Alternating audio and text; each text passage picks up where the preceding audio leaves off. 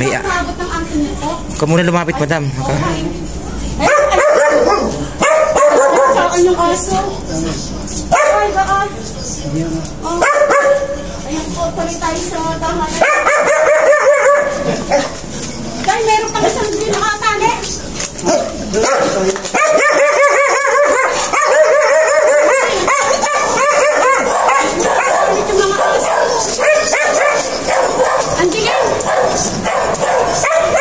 Please subscribe, Baby Girl Madam Labi. Isa rin po siyang charity vlogger ng Bataan. Ayan. Hello po, Baby Girl Madam Labi po. Pag-support naman po, kagaya ng pag-support niyo po kay pobreng tatay at kay pobreng nanay. Hello po.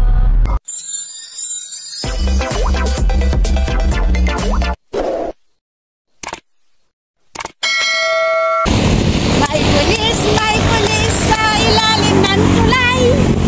May pulis, may pulis, may pulis, may pulis, may pulis sa ilalim ng tulay. Ay, naka mga kalabi, hindi po pala pulis ang nasa ilalim ng tulay, kundi po isang tatay po.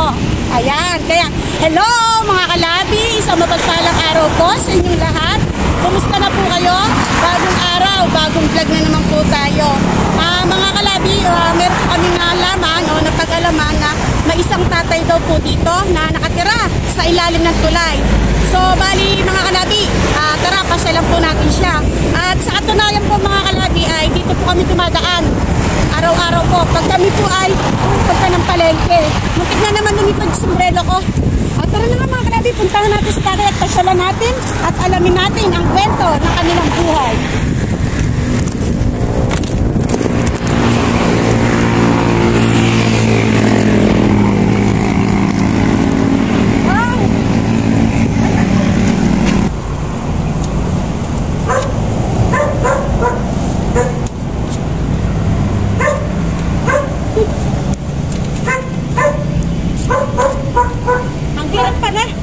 Ang hirap ng daan. Hop, madulas pa.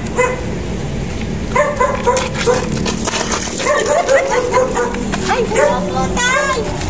Ito si tatay po. Tay, ano po kayo nakatira dito sa tulay? Oh, ito po. Anong pangalan niyo, tay? Pedro. Pedro. Nabalta. Nabalta po? Bali. Ilan tayo nakatira dito, tay? Ito dalawang masawa. Okay lang ba tayo? Pumasok tayo? Tara mga kalabit, tignan natin yung tirahan ni tatay. Tatay dito sa... May bike siya pala. Hala, May bike, may kamote. hindi ba delikado dito?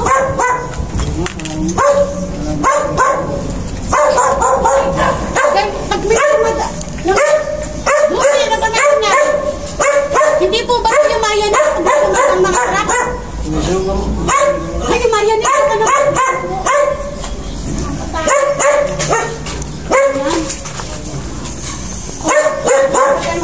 Saan naman hindi tayo? Sa kanya tutulog po dito?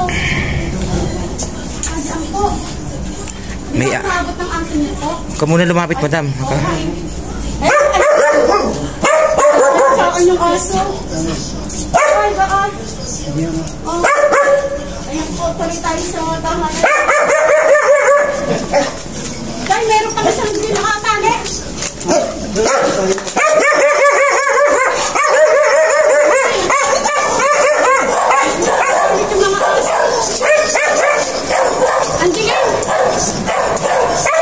Si tatay, ano ba?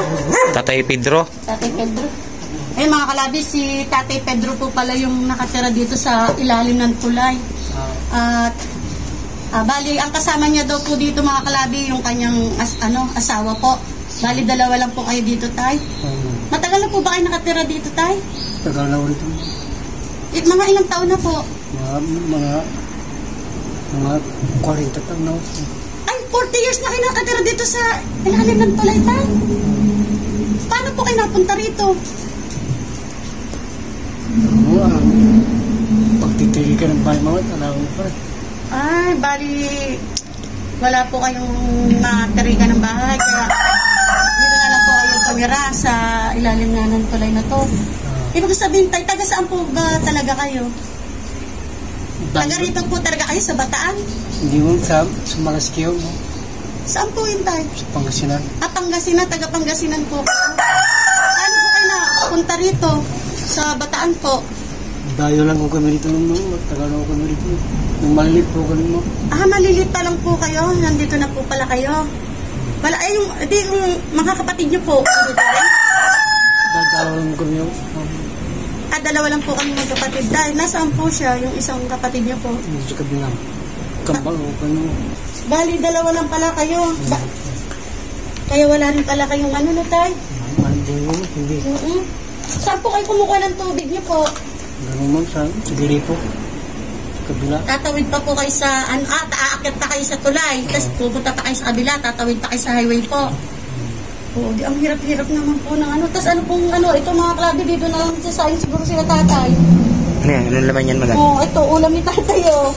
Ang sarap ng ulam ni tatay mga klabi. Tuyo. Ganun. Ganun pa mo. Ang tagal nyo na tayo, 40 years na kayo dito. Hindi man, ano ba yan? Tingnan mo po oh. Tingnan mo. Oh. Ayun yung tulugan nila, madam. Ano ni natatay, tingnan mo yung pinaka-ano niya, oh. Ang papayat lang ng kawayan niya, no? Pero, tayo pag may bagyo, safety kayo? Sa hangin. Paano po yung tubig? Di ba lumalaki yung tubig sa ilog? Dito lang ako. Umahos dito. Ay, nung huling bagyo po tayo, buti hindi po kayo inabot. Hindi naman. Ngayon pala, yung tubig dito ay nanggagaling doon sa Imbornal. So, bali may tubig din pala rito sila tatay. Hanggang saan tayong tubig nung nakarang bumagyo po? Dito lang. Oo. Pwede, siyempre po, lumikas kayo. Hindi. Oh, ba't di pa rin po kayo malis tayo? Baka mamaya mas lumaki pa yung tubig, mas tumaas pa po. Mamaya, tinangay kayo. Doon, Doon sa kabilang, malalim mo dyan. Yan ang sinto ng tubig. Ano yun tayo? Ano, gusto nyo dito na lang po kayo habang buhay? Oo, alam ko mo. Pero kung halimbawa po tayo na sakasakali na ano, iiwan nyo to tayo. Kung sasakali na may matitiran kayong iba, ganun po. Bakit tayo? Ang hirap dito, no? Ultimong tubig yun. Ang hirap. Ano po tayo ang hanap buhay nyo ngayon? Minsan mo, nagpapawitin mo ako. Pagsasaklaran mo ako. Nagweweting po kayo? Naubraw. Opo. Tapos si Mrs. po, bakit po wala siya ngayon? Gano'n mo, nagpaparking mo. Ano pa parking po si Mrs.? Ilang taon na po ba kayo, tay? Bali ko naman, bali 73, ay 74 na. 74. Tapos si nanay po? 40. 40 po. Tapos nagpa-parking po siya. Saan po siya nagpa-parking? Sa komisar, sa Jollibee mo. Jollibee. Jollibee dito po sa may highway? Oo. Opo. Magkano naman po kayo, tay, sa isang araw sa pagpapataya niyo po ng wedding? Oo, porsyento lang mo. Porsentuhan din lang po. Sa 100, 10. Sa 100 po, 10 piso. Ang maganda lang po yata dyan tayo pag nakapatama po kayo ng wedding, no? Doon kayo medyo mayroong kikitain. Pero sa araw-araw po tayo nakakamagkano naman po kayo porsyento? Minsan 40 o. 40? 80. 80? Tapos po, ibibili nyo ng bigas. Oo. Si Mrs. po, baka si Mrs. medyo malaki ang kita niya sa parkingan. Mga 100 din mo. 100 din po. Hindi ibig sabihin sa loob ng isang araw. May 100 na higit lang, no? Pinakamataas na siguro 200 ni tatay sa isang araw na kita niyong mag-asawa pag pinagsama po. Tapos, po, Ang hirap naman dito. ang hirap ng ano nyo kayo. Buti po walang ahas dito. Wala po kayo na anong ahas dito? Siyempre, ano po yan tayo mga to? Tayo mga kalabi, gatong? Oo, yung gatong mo. Gatong nyo po yan, nangangano din po kayo tayo? Oo, Opo, ayun ang kalan nila tatay, mga kalabi, Buti tayo, wala pong nagpapaalis sa inyo dito kasi ang sa pagkakaalam ko, bawal to eh. Kasi yung sa kabilang tulay po na malapit sa amin, May mga nakatira po dati doon. Pero pinaalis sila kasi po delikado. Buti po kayo, hindi kayo napaalis dito, tay. Hindi pa. Hindi pa po kayo napuntahan. Hindi pa. Eh paano niya, mapapanood ka ngayon, mapupuntahan ka na, tay. Hindi naman siguro. Tay. Tinatakot mo si tatay. Ito naman, pinapatati mo, tumawa mo si tatay eh, oh. Ano na lang yan? Pinabahan ka ba, tay? Paano ba? Pero tay, alam mo rin, di ba po, sa sarili niya na bawal? Kasi yung mga taga-tulay doon sa amin, tinanggal po. Pinabahan tuloy si tatay, oh. Oh, pag pinalis kayo, tay, saan kayo titiran, di ba? Secret na lang natin, no, tay. Yung nandito po kayo ngayon sa ilalim ng tulay. Konsiderasyon na lang yan. Oo. Kasi ang alam nila, ang nasa ilalim po ng tulay, tay, yung pulis. Hindi po kayo. Ayan yung gusto ko kay tatay, kahit na gano'n kahirap yung buhay natin, tay. Huwag niyo kakalimutan laging tumawa. Si tatay, siguro nakabataan nito, gwapo. Parang si Benji Grapper. Iyo! Huwag mong idamay dyan. Ito naman. Malayong gwapo si tatay. Ay, ang gano'n nga ni tatay. Oh, di ba na, tay? Pero wala po kayo naging anak, tay, yung ninanay po? Wala na siya. Ano, saan po siya? Sa pamangkin ko. Ay, oo nga pala, nasa pamangkin mo sa Central. Ilang taon na po yun? Naman. Nagsisino. Ilang taon na po, tay? Siya na tao. Ay, bata pa po! Naku, bata pa. Ay, mga kalabi, oh. Sabi ng ano nila, tatay. Ito yung mga, hindi ako makagalaw, mga kalabi. Isang galaw ko lang, kakahulpong dalawang aso. Like, ay, may tao po, oh, tay. Hello po. Ayan. Ito, Ay, mga gumagawa yata yun dyan sa... gumagawa sila. Opo. Sa tulay. Grabe, kawawa naman ang kalagayan ni Tatay Pedro dito.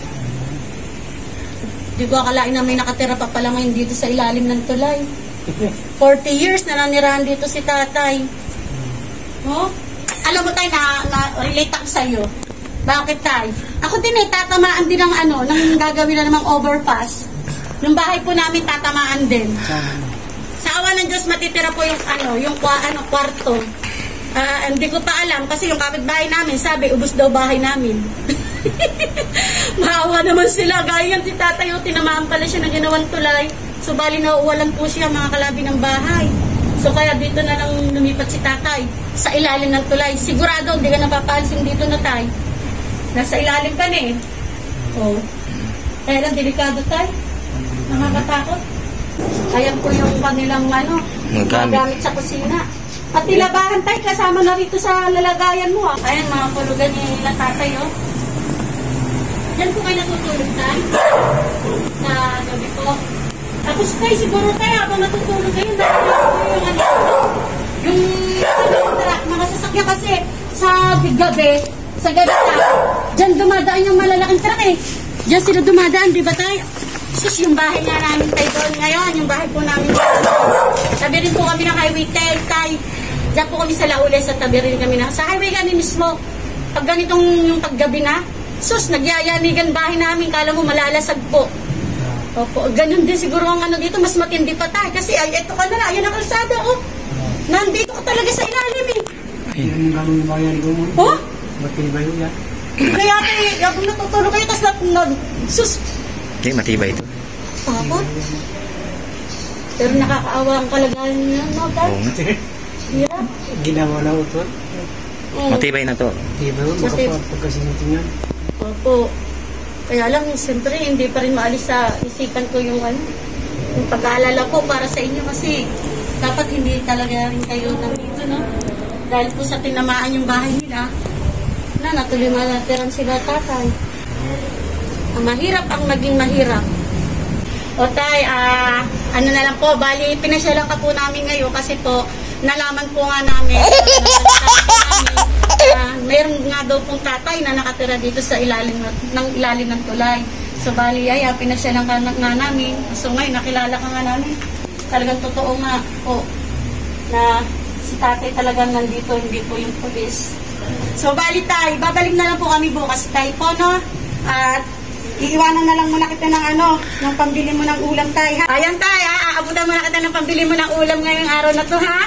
Bili ka ng mamoy. Bili ka ng mamoy tay. Wag baboy kasi mahal yung baboy. Mamoy na lang.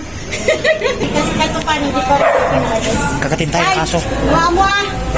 Ayan, mga kalabi, kailangan na lumuko tayo para makatangkan.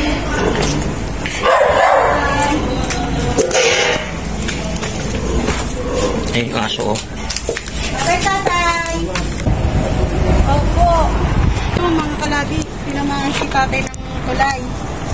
Kaya napunta siya dito sa ilalim. Bali, ang bahay niyo pala tayo, yung nasa labas. Pakita mo ang videographer ngayon, tatay. Diyan po banda ang bahay ni tatay. So, bali, ginawa po yung tulay. Tinamaan po yung bahay niya. So, ngayon, wala po siyang malibatan. Kaya po, andito ngayon si Tatay Pedro. Dito po siya lumipat. Sa ilalim po ng tulay. Pero delikado, oh. Ayan, oh. Pagka, ano pala tayo, yuyuko ka, no? Kailangan. Pero parang nasanay na rin siguro si tatay. Pero dito sa tulay tayo, ilang taon na, may buwan ba o taon dito sa mismo ilalim na to? Ilang taon na to ka natara dyan? Buwan pala po ba? Taon na rin talaga na nandiyan kayo, no? O, ayan. Sige tayo, papaalam na kami, ha? O, babalik na lang po kami bukas tayo, ha? O, ayan. Paalam tayo.